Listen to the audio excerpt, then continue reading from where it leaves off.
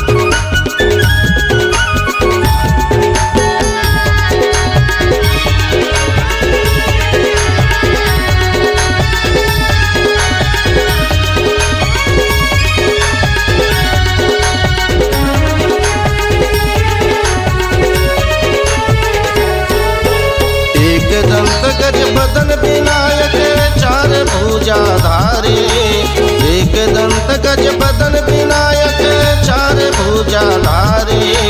रिद्धि सिद्धि तोर चंवर डोलावे मुसवा चढ़े सवारी, रिद्धि सिद्धि तोर चंवर डोलावे मुसवा चढ़े सवारी।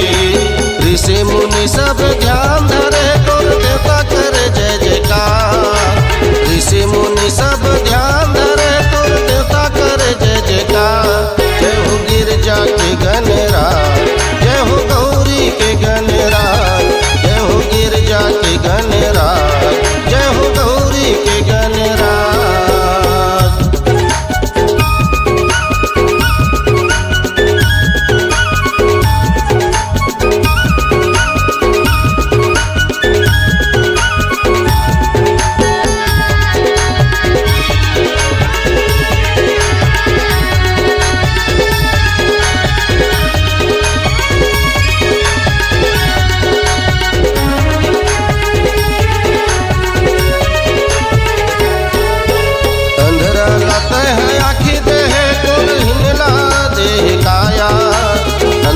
लाते हैं आखी देह कुड़ हिनला देह काया, बांझन लाते पुत्र दे निर्धन ला देह माया, बांझन लाते पुत्र दे निर्धन ला देह माया।